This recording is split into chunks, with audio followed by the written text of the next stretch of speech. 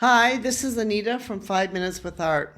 Today we're going to talk about quite an interesting American artist that maybe isn't so well known by so many people, but really truly is a great artist, Jean-Michel Basquiat.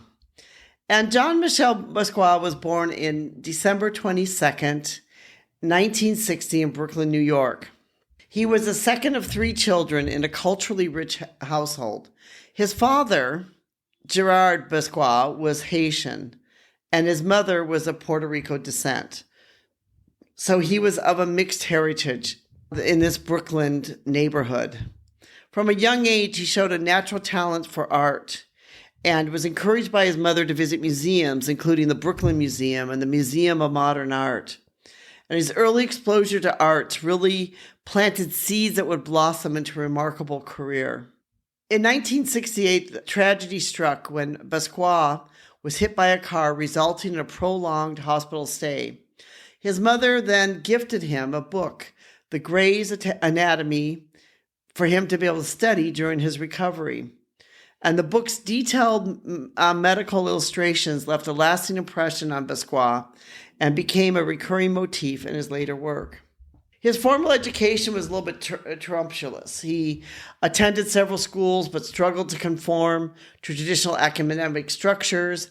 By 17, he dropped out of high school and decided to pursue his art dream full-time.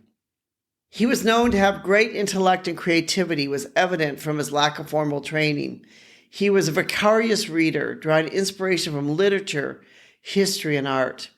By the late 1970s, Basquiat emerged as a graffiti artist under the pseudonym Samo, S-A-M-O, short for same old shit. Excuse my language for those of you who might be listening and don't like that word. So he became basically this great graffiti artist. Phrases like Samo as an end to mind-wash religion, Samo as an end to plain art, captured the counter-cultural spirit of the time and gained him this underground sort of fame. He became this sort of like famous underground sort of graffiti figure. By the 1980s, he had transitioned from graffiti to canvas and bleeding street art's raw energy with the expressive techniques of Neo-Expressionism.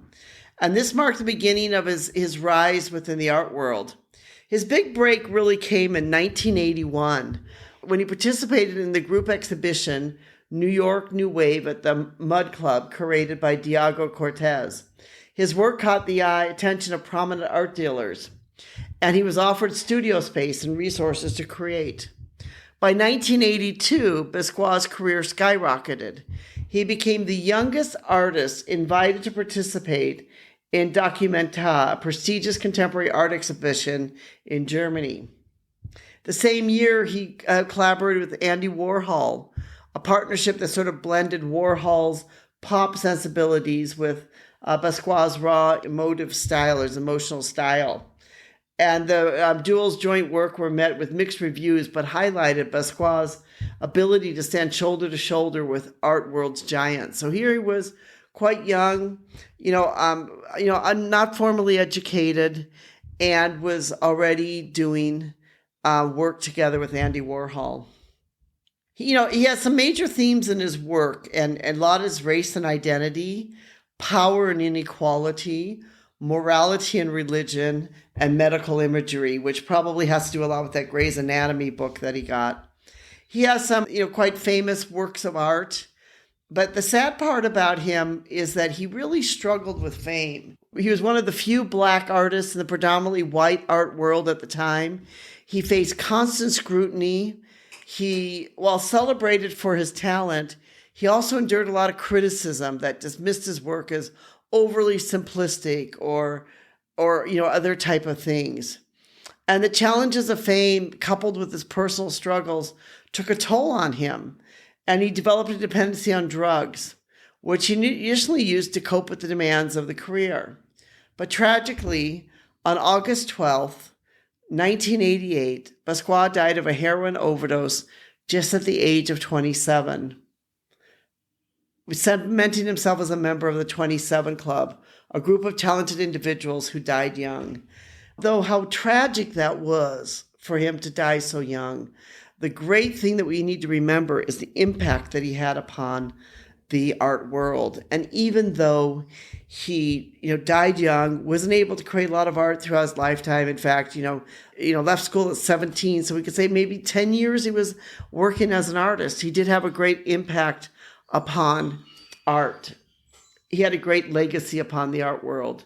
Many of his paintings continue to sell for a record number of dollars, up into the millions of dollars. He had one painting, Untitled, 1982, selling for $110.5 million in 2017, making it some of the most expensive artwork ever sold. So even though he, was somebody who, struggled a lot, died young, he still left a great legacy. If you'd like to be able to read more about him, we have a blog written on him on Jean-Michel Basquiat, a visionary voice of Neo-Expressionism. And you can read more about him and see some of the artwork of this truly amazing American artist. Thank you so much for listening. Put a link in the description for that blog post for you to be able to go in to see it. And we really do appreciate you, our listeners, for joining us to learn a little bit about art each and every week. Thank you so much for listening, being part of our community.